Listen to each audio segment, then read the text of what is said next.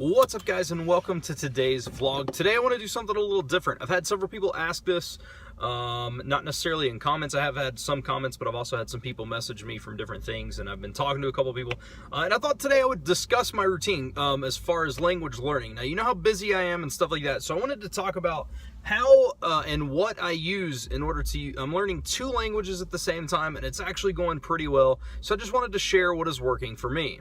Now, to prerequisite this, I'm not a master of anything. My best language is probably Esperanto. I've studied a couple of other things, never really became fluent in anything. Also, I hate the word fluent. I've not been conversational in anything.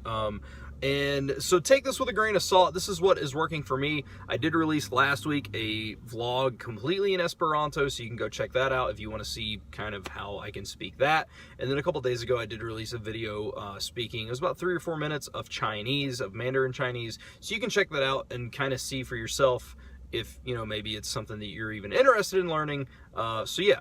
So first and foremost, as I said, learning Chinese and Esperanto.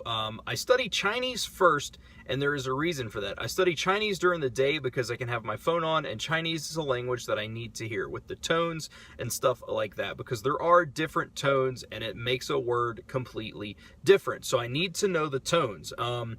So during the day, like right now, I'm on lunch, and I spend 30 minutes on lunch every day at work studying Chinese. I use an app called Hello Chinese, which I'll get into what I use a little bit later on, but I use a mobile app because it's not on Duolingo or anything like that. So yeah, right now on lunch, I'm going to spend the next 30 minutes studying Chinese, and again, it's great because I can hear it and I don't have to worry about anything like that. So yeah, that's what I'm going to do right now. The other thing I'll say about lunch break is I feel like it's the most underutilized thing for people learning languages. I think that it's super smart to use that time because it's kind of, I mean, even if you're eating, you can look at a phone or something like that. And especially if you're not learning a language that you necessarily need to have any kind of sound on, you can just, you know, read stuff or whatever. One of the main ways that I maintain my Esperanto is I'm in a Facebook group on Facebook. I'm in a Facebook group it's Duolingo Esperanto learners, and I constantly read posts in there. So as I've worked my way to a probably I'm not intermediate, but I'm advanced beginner, I can just read stuff and kind of maintain stuff that way. So I feel like lunchtime is something that you can utilize to advance yourself, get a couple of extra minutes studying here and there, and really kind of take off. So from there, you know, if you watch my daily vlogs, you know how busy I am with playing with my son and stuff like that, and then I try to do other things as well. Where do I get the other time in to study? Well, after I edit my video for the night, it doesn't matter what time it is, it's always going to take 15 to 30 minutes to export, and then it's going to take a little bit of time to upload to YouTube. So that's another time I'm in the living room, my son is in his room, Tracy is in the bedroom going to sleep. So I use that time to study Chinese as well, again, because I need to hear the language from where it's a tonal language.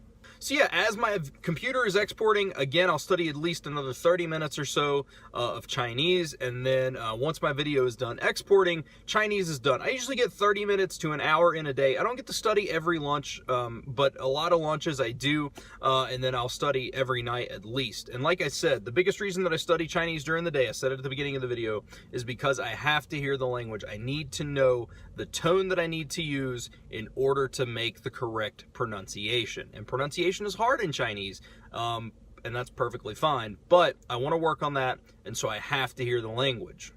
So now you're probably asking yourself, well, if you do that until you go to bed, when do you study Esperanto? That's when. Esperanto, I don't study a lot during the day, excluding the couple of times that I'll glance on Facebook and I'll read a post or anything like that, and I can pick up some stuff in context or whatever. But Esperanto, and I can recommend this for any language that you don't necessarily have to hear. And look, I'll be the first to tell you I don't recommend learning a language without listening to it. But Esperanto, I've got to a point where I'm comfortable. I can tell what people are saying, like the words don't sound like they're running together.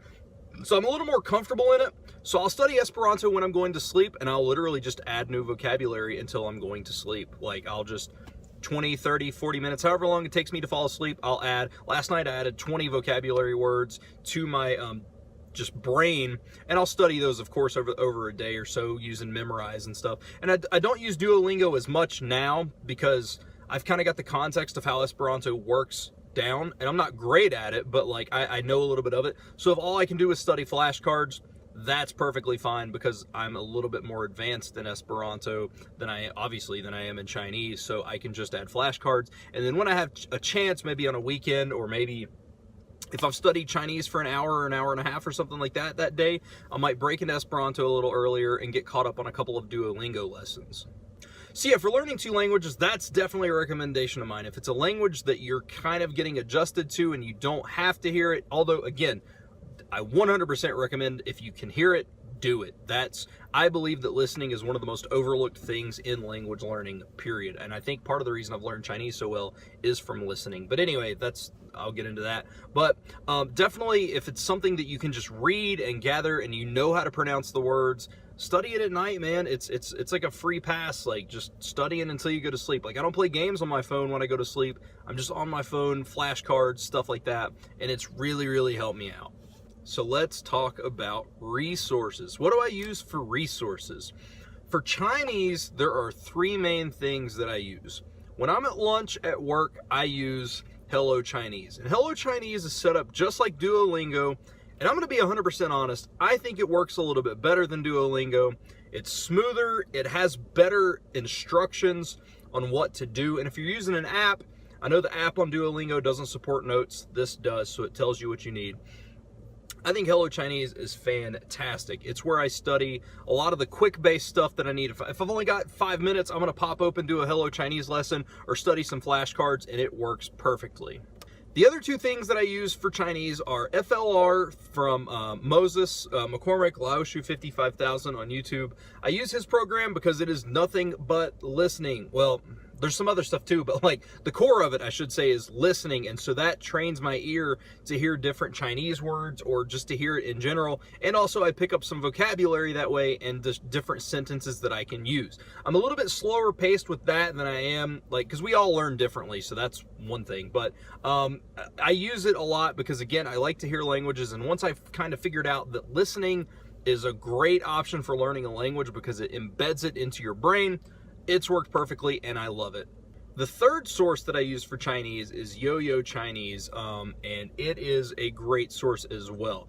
Yo-Yo Chinese is set up to where they have a little bit of lesson, or they have honestly, it used to be different. You used to have to just sign up for month-long periods, but now you can just buy an entire course. Right now I'm using the beginning conversational course, and there are, there's a whole bunch of units and a ton of lessons, like 240 some videos, and it's very well explained. The thing about Yo-Yo Chinese is it is presented to you, even though it's from a Chinese woman, it is presented in a way that English learners can understand. There's a lot of stuff in languages that you probably shouldn't question, but your natural instinct is to question it. Why do I say this? Why do I say this? This is presented from an English standpoint. And I don't think that it's a crutch either. Like, I think it's done really, really well. A lot of my pronunciation has come from Yo-Yo Chinese. Learning, they go through in-depth pronouncing pinyin and how to do the tones, and they give you examples of how to do the tones. Like, for example, first tone, which is the high tone, they give you an example of how to do it. She says, hey, say the word, somebody asks you to do something and you may not want to do it. So you say, maybe. And that's how you do it. It's maybe. I'm not going to go into all of it, obviously, because you should totally check it out. But that's how she does it, and it's presented in a way that you can understand. And then they also give you tone pairs so you can kind of practice how to pair the tones and pronounce them. For example, Bing Shui, which is 1, 2.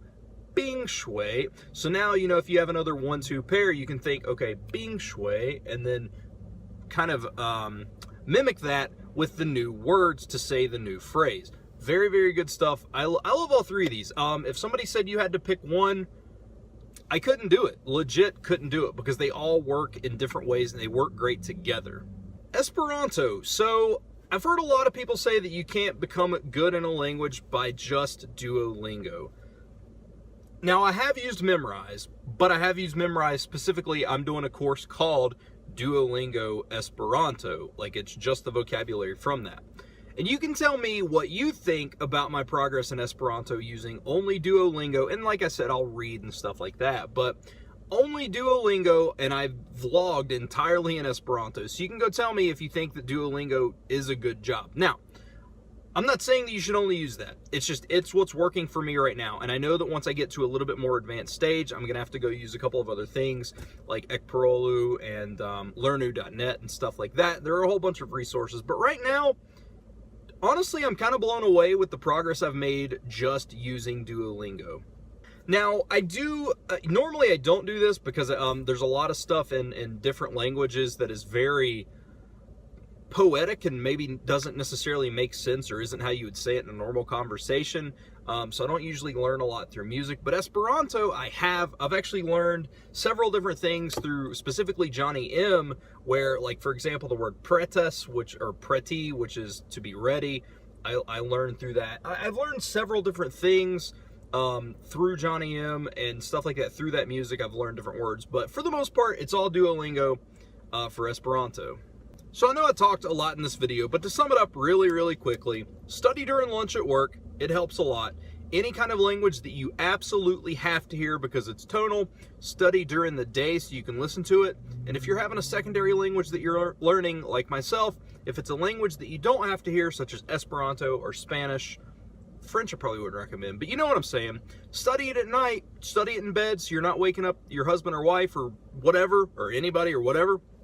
And that way you can learn that and it can be ingrained into your brain that way as well. So that's my recommendations, and then you have your source material as well that I listed earlier. So I hope you enjoyed this video. If you are new to this channel, check it out, subscribe. I do daily vlogs every single day. I am going to start trying to vlog a little bit more in foreign languages and just closed caption it. I would love to do another Esperanto vlog really, really soon. And as I progress in Chinese, maybe I'll do a Chinese vlog. So I just wanted to throw this out because I do have a lot of people who are interested in foreign languages watching my videos. So yeah, I hope you guys enjoyed this. Thank you guys for watching. I hope you enjoyed. I said that like 3 or 4 times, but I do hope you enjoyed. If you have any further questions, feel free to leave them below. Again, I am not in any way, shape, or form a language savant or anything. This is just what is currently working for me, and I have had, honestly, pretty decent results with what I'm doing in the time frame that I have to work with. So yeah, and I hope that you guys got something out. But guys, thank you for watching, and I will see you guys tomorrow.